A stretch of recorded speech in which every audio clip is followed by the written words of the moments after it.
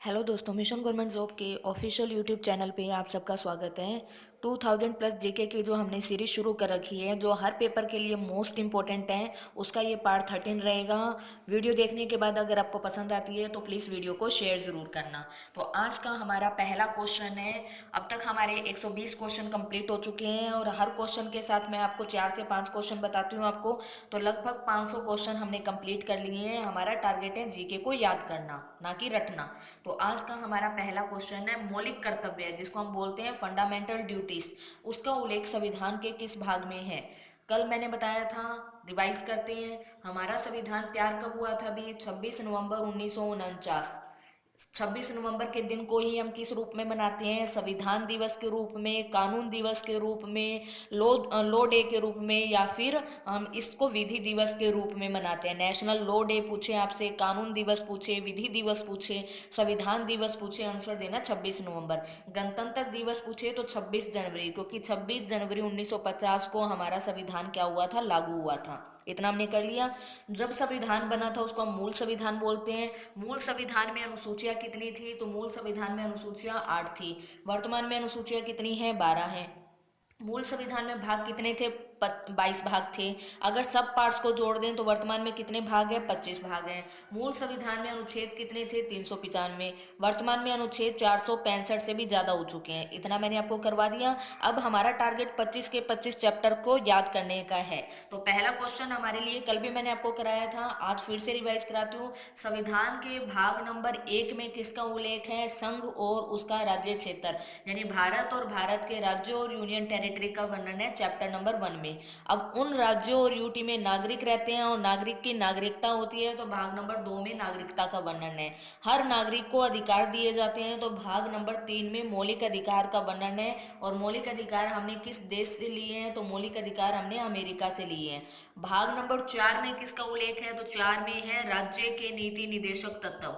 कोई भी राज्य पॉलिसी बनाते टाइम किन तत्वों को ध्यान में रखेगा अपने नागरिकों के लिए, उसका वर्णन है भाग नंबर 4 में। अब बाद में जोड़ा गया है भाग नंबर 4 में क्या? पहले तो चैप्टर 4 के बाद सीधा 5 था, लेकिन जैसे जैसे जरूरत हुई कि हम नागरिकों को मौलिक अधिकार दे दिए तो हमारे कुछ कर्तव्य भी बनते हैं, तो बाद में जोड़ा गया चैप्टर 4 कै। ठीक है, तो मौलिक कर्तव्यों का उल्लेख किस चैप्टर में है? तो आंसर देना चैप्टर नंबर 4 कै में उल्लेख है मौलिक कर्तव्यों का। अभी तक आपको 4 कै तक याद रखने हैं, वो भी अच्छे से। अब अगर हमें ये पता चल गया कि 4 कै में मौलिक कर्तव्य का उल्लेख है, तो हमें ये भी पता होना चाहिए कि इन मौलिक कर्तव्यों को, यानी इस चैप्टर को जोड़ा कब गया था। तो एक संशोधन हुआ था, 42वां संविधान संशोधन हुआ कब था? 1976 के अंदर हुआ था। उसके द्वारा संविधान में 4 कै चैप्टर जोड़ा गया था। 4 में ए पार्ट जोड़ा गया था, जो किससे रिलेटेड है? मौलिक कर्तव्यों से रिलेटेड है। मौलिक कर्तव्य हमने किस देश से लिए हैं? तो रूस से लिए हैं। पूरी दुनिया में क्षेत्रफल के अनुसार सबसे बड़ा देश कौन सा है? तो रूस है। रूस की कैपिटल क्या है? रूस की कैपिटल है मॉस्को। रूस की करेंसी क्या है? तो रूस की करेंसी का नाम है रूबल। और रूस की संसद का नाम क्या है? तो ड्यूमा है रूस की संसद का नाम। 3 क्वेश्चन ये याद रखने हैं।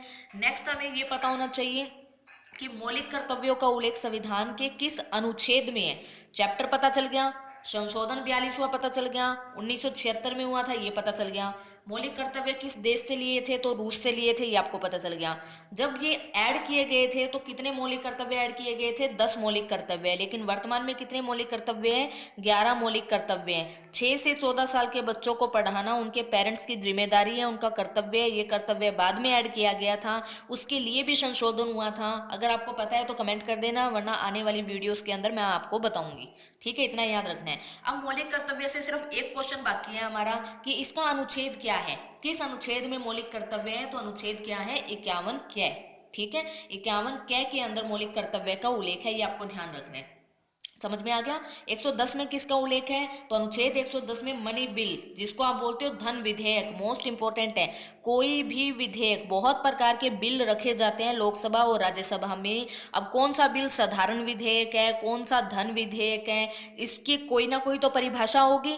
तो कौन सा बिल मनी बिल है या नहीं है, ये किस में लिखा हुआ है? 110 में। और इसका डिसीजन कौन लेता है? इसका डिसीजन लेता है लोकसभा का अध्यक्ष। याद रखना, कोई भी विधेयक धन विधेयक है या नहीं है, इसका डिसीजन लोकसभा का अध्यक्ष लेता है। और ये सारी चीजें लिखी किस में होगी? अनुच्छेद 110 में लिखी होगी। आगे समझ में? तो ये आपको याद रखना है। नेक्स्ट आपको ध्यान रखना है आर्टिकल 72 में क्या है। हमारे देश में संवैधानिक प्रमुख कौन है, तो राष्ट्रपति है। अगर आपसे पूछे वास्तविक प्रमुख कौन है, तो प्रधानमंत्री है। राष्ट्रपति का अनुच्छेद कितना है, तो 52 में राष्ट्रपति के बारे में वर्णन किया गया है। अब राष्ट्रपति इतना प्रमुख है तो उनके पास बहुत सारी पावर होती है, उनमें से एक पावर ये भी है कि राष्ट्रपति क्षमादान दे सकते हैं।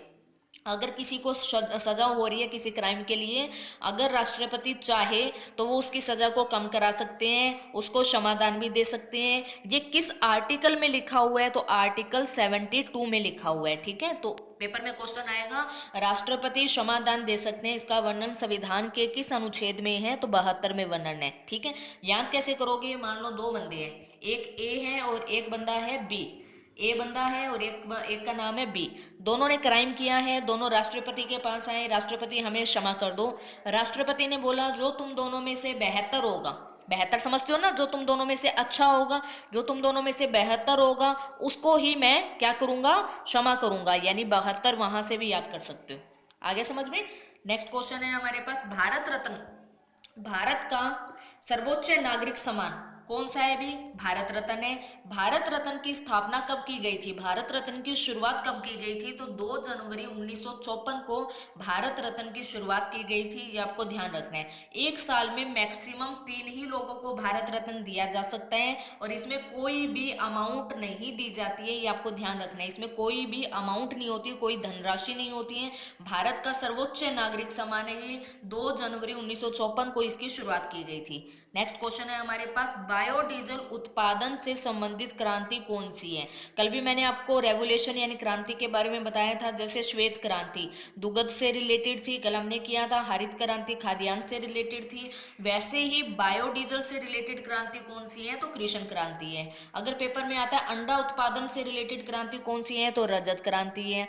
उर्वरक से रिलेटेड क्रांति कौन सी है, तो भूरी क्रांति है। और अमृत क्रांति कल मैंने आपको बताया था, आप मुझे कमेंट करके बताना अगर आपको याद है, तो अमृत क्रांति किससे रिलेटेड है। ठीक है, ये आपको ध्यान रखना है। नेक्स्ट क्वेश्चन है हमारा लंदन कौन सी नदी के किनारे बसा हुआ है? लंदन कैपिटल किसकी है? भी इंग्लैंड की है। इंग्लैंड की कैपिटल या फिर यूनाइटेड किंगडम बोलो या ब्रिटेन बोलो, एक ही बात है। इसकी कैपिटल क्या है? भी लंदन है। करेंसी क्या है? पौंड है। अगर अब पेपर में आ जाते हैं कि लंदन किस नदी के किनारे है, तो थेम्स नदी के किनारे। कहीं ना कहीं इसको टेम्स भी लिखा हुआ है, ये भी ध्यान रखना। लंदन टेम्स या थेम्स नदी के किनारे हैं। अपना जो फ्रांस है, फ्रांस की कैपिटल क्या है? पेरिस है। और फ्रांस की करेंसी क्या है? यूरो है। तो पेरिस किस नदी के किनारे है? सीन नदी के किनारे है, ये याद रख सकते हो। और विश्व की सबसे लंबी नदी कौन सी है? तो नील नदी है। और नील नदी से ये पॉइंट भी याद रखना। और चौड़ी नदी पूछे तो आंसर याद रखना है अमेजन, ये विश्व की है। भारत की सबसे लंबी नदी कौन सी है? गंगा नदी है। और सबसे चौड़ी नदी पूछे तो ब्रह्मपुत्र आपने आंसर देना है। ठीक है, और हरियाणा की लंबी और चौड़ी दोनों ही क्या है? भी यमुना है। गंगा की सबसे प्रमुख सहायक नदी। नेक्स्ट क्वेश्चन है हमारा जायकवाड़ी परियोजना किस नदी से संबंधित है? परियोजना का नाम है, ये किस नदी से संबंधित है? आंसर हो जाएगा गोदावरी नदी से। वन लाइनर याद रखना है। ये परियोजना भारत के किस राज्य में है? तो जायकवाड़ी परियोजना महाराष्ट्र में है। ओके, किस राज्य में है? महाराष्ट्र में। अब भारत में कितने राज्य हैं? 28 राज्य हैं, 8 यूनियन टेरिटरी है। मैं कैपिटल और सीएम आपको याद कराती हूँ, गवर्नर आपको याद कराती हूँ। तो महाराष्ट्र की कैपिटल मुंबई है। उत्तर प्रदेश की कैपिटल लखनऊ है जो गोमती नदी के किनारे है। मध्य प्रदेश की कैपिटल भोपाल है। हिमाचल प्रदेश की कैपिटल शिमला है। क्लियर है इतना? अब जो भी मैं सीएम और गवर्नर बताऊंगी वो एट प्रेजेंट बताऊंगी। मैं फरवरी 2021 में वीडियो बना रही हूँ। अगर आप बाद में वीडियो सुनो तो प्लीज सीएम और गवर्नर उस टाइम चेक कर लेना। महाराष्ट्र के वर्तमान में सीएम कौन है? तो उद्धव ठाकरे। महाराष्ट्र के वर्तमान में सीएम है उद्धव ठाकरे। महाराष्ट्र के वर्तमान में गवर्नर कौन है? तो वही गवर्नर है जो गोवा के भी हैं, यानी भगत सिंह कोश्यारी।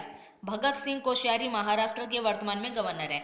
उत्तर प्रदेश की कैपिटल लखनऊ है। सीएम योगी आदित्यनाथ है। गवर्नर आनंदीबेन पटेल है। मध्य प्रदेश की कैपिटल भोपाल है। सीएम शिवराज सिंह चौहान है। गवर्नर आनंदीबेन पटेल है। ठीक है, हिमाचल प्रदेश की कैपिटल शिमला होगी। ये हमने किया नहीं हुआ अभी। हिमाचल प्रदेश के सीएम कौन है? तो सीएम है वर्तमान में जयराम ठाकुर। जयराम ठाकुर सीएम है। और गवर्नर कौन है? बंडारू दत्तात्रेय। बंडारू दत्तात्रेय जो है वो गवर्नर है किसके? हिमाचल प्रदेश के।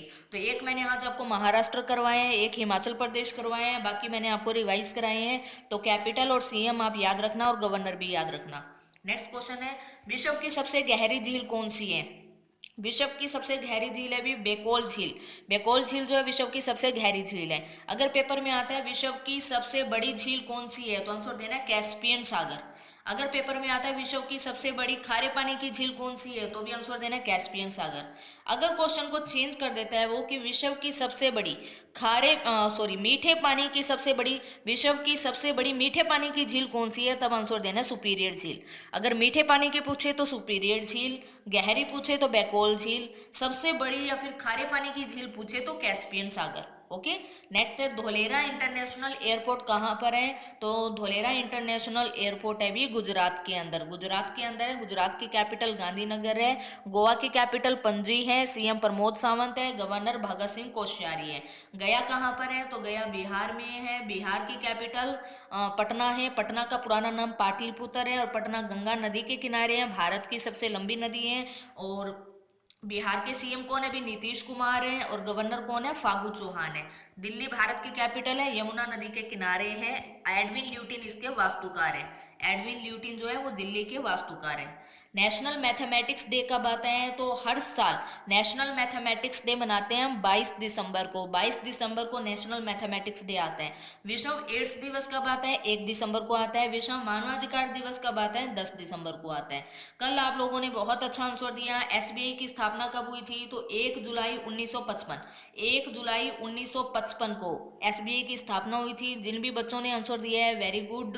अब एसबीआई की टैगलाइन आपने मुझे कमेंट करके बतानी है कि एसबीआई की टैगलाइन क्या है। तो ये हमारी आज की वीडियो थी। अगर आपको सीरीज अच्छी लग रही है, आपको बेनिफिट हो रहा है जीके याद करने में, तो प्लीज़ इसको शेयर जरूर कर दिया करो, क्योंकि व्यू आने बहुत ज़रूरी होते हैं हमारे मोटिवेशन के लिए। पूरी वीडियो को देखा करो और वीडियो को शेयर जरूर किया करो। Thank you.